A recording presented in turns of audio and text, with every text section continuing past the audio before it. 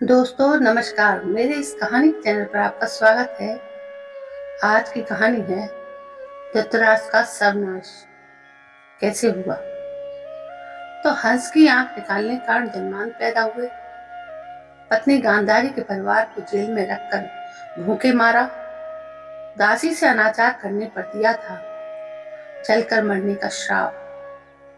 तो ये 3 प्रमुख कारण तो थे ही, लेकिन और भी कारण थे जिनके कारण इनका सर्वनाश हुआ।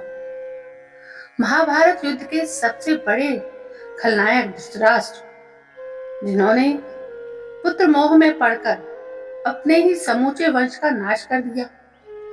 लेकिन क्या आप जानते हैं कि धृतराष्ट्र का जन्म से अंधा होना या उनकी जलकर मृत्यु होना स्वाभाविक नहीं था, बल्कि यह उनके पाप कर्मों का फल था। उन्होंने ऐसे 8 पाप किए थे जिनकी वजह से ही उन्हें यह सब कुछ झेलना पड़ा। तो आइए जानते हैं कि ये वे कौन से पाप कर्म थे जिसके कारण समूचे कौरव वंश का नाश हो गया और धृतराष्ट्र स्वयं जलकर मृत्यु को प्राप्त हुए। गांधारी के साथ धोखा धृतराष्ट्र का पहला पाप कर्म था, क्योंकि गांधारी को विवाह के समय यह नहीं बताया गया कि धृतराष्ट्र जन्मांध है।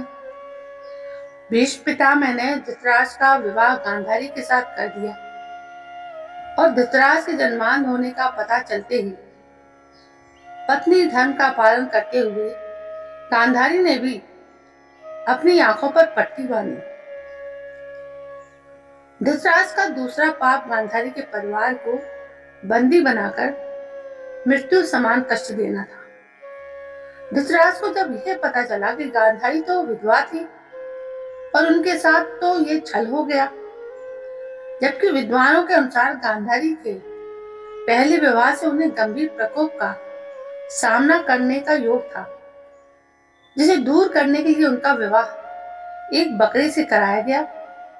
उसके बाद धृतराष्ट्र से उनका विवाह हुआ ताकि वो किसी भी प्रकार के प्रकोप से बच सकें। लेकिन धृतराष्ट्र इसका दोष गांधारी के पिता राजा सुबाल को देते हुए उन्हें उनके पूरे परिवार को कारागार में डाल दिया। उन्हें कारागार में भोजन भी केवल एक व्यक्ति के पेट भरने का देते।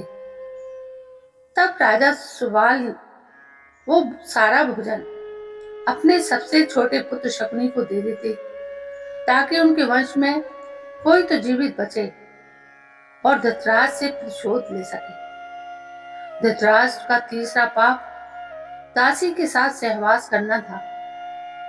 गांधारी के पुत्र, जिनको कौरव कहा जाता है, उनमें से एक भी कौरव वंशी नहीं थे। गांधारी ने महर्षि वेदव्यास से पुत्रवती होने का आशीर्वाद प्राप्त किया।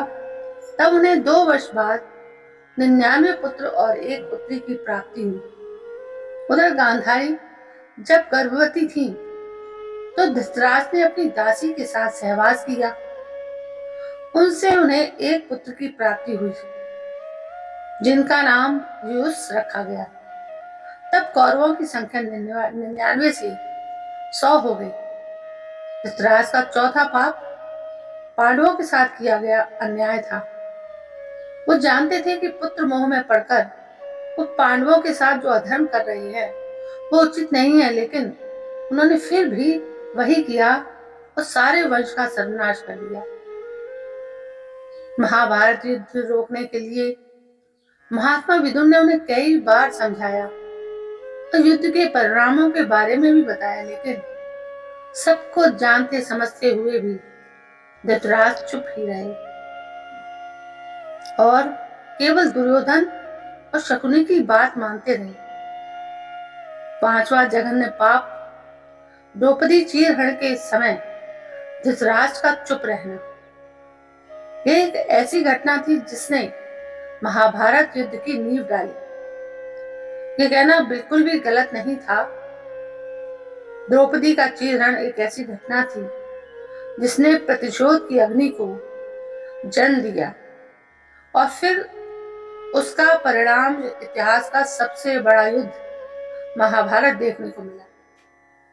धृतराष्ट्र का छठवां पाप अपने भाई के बच्चों का हक छीनना भी था।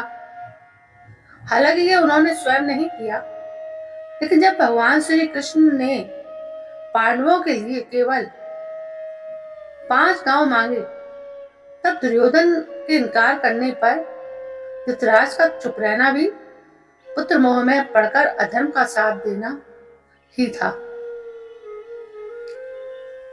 भीम को मारने की इच्छा धृतराष्ट्र का 7वां पाप था। जब महाभारत समाप्त हो चुका था, तब सभी पांडव धृतराष्ट्र से मिलने पहुंचे। वहां भीम के अलावा सभी ने धृतराष्ट्र को प्रणाम किया। जब भीम की बारी आई, तो भगवान श्री कृष्ण ने भीम को रोका और भीम की जगह उनके ही आकार की बनी एक लोहे की मूर्ति आगे बढ़ा दी। धृतराष्ट्र पुत्रों के वध में अत्यंत क्रोध में थे। उन्होंने समझा कि उनके सामने भीम है, तो उन्होंने उसे कसकर पकड़ा और तोड़ दिया। लेकिन जब उनका क्रोध शांत हुआ, तो भीम को मृत समझकर रोने लगे। उसी समय भगवान श्री कृष्ण ने उन्हें बताया कि वो उनके क्रोध की अग्नि को जानते थे, इसलिए भीम की जगह उन्होंने उसी के आकार की मूर्ति आगे कर दी थी। इस तरह श्री कृष्ण ने भीम को धृतराष्ट्र के क्रोध से बचाया। 8वां पाप धृतराष्ट्र के पूर्व जन्म का था। उस समय वो अत्यंत निर्दयी राजा हुआ करते थे। एक दिन वो विहार पर निकले और देखा कि सरोवर में एक हंस अपने बच्चों के साथ विहार कर रहा है। तब उन्होंने अपने सैनिकों को भेजकर उस हंस की आंख निकाल ली। सैनिकों ने वैसा ही किया। हंस की दुर्दशा और उसकी मौत के साथ ही उसके बच्चों की भी मौत हो गई। हंस ने भी मरते समय धृतराष्ट्र को श्राप दिया कि जिस तरह उसे अपनी आंखें और पुत्र वियोग का कष्ट मिला, ठीक वैसा ही हर्ष धृतराष्ट्र का भी होगा। महाभारत का युद्ध समाप्त हुए 15 वर्ष बीत गए थे। धृतराष्ट्र, कुंती, गांधारी और संजय वन चले गए। एक दिन धृतराष्ट्र गंगा में स्नान करने के लिए गए तो अचानक ही जंगल में आग लग गई। इसकी जानकारी मिलते ही गांधारी, कुंती और संजय वन की ओर गए, जहां अभी सभी ने धृतराष्ट्र से बाहर आने के लिए कहा, लेकिन शारीरिक रूप से कमजोर होने के कारण वो बाहर नहीं निकल सके। तब संजय ने गांधारी और कुंती से कहा कि वो जंगल से प्रस्थान करें, लेकिन धृतराष्ट्र को आग में देखकर गांधारी और कुंती ने भी वहां से नहीं जाने का निर्णय लिया। इस तरह धृतराष्ट्र के साथ ही गांधारी और कुंती भी जलकर मृत्यु को प्राप्त हुए।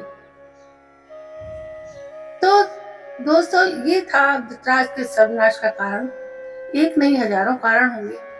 ये तो सिर्फ 8 कारण जो शायद लोक विदित है, इसलिए हमें मालूम है। तो ये इन कारणों से ये पता लगता है कि यदि हम जो करेंगे वो ही उसी का फल हमें प्राप्त होता है। दोस्तों, ये महाभारत की प्रमुख कहानी है। तो आपको कैसी लगी? यदि आपको पसंद आई हो तो प्लीज मेरे इस चैनल को सब्सक्राइब करें, लाइक करें, शेयर करें, कमेंट भी करें। कल मैं फिर हाजिर होती हूँ आपके सामने एक नई कहानी, एक नए जोश के साथ। और तब तक अपना ख्याल रखिए। मेरी तरफ से आपका जय हिंद।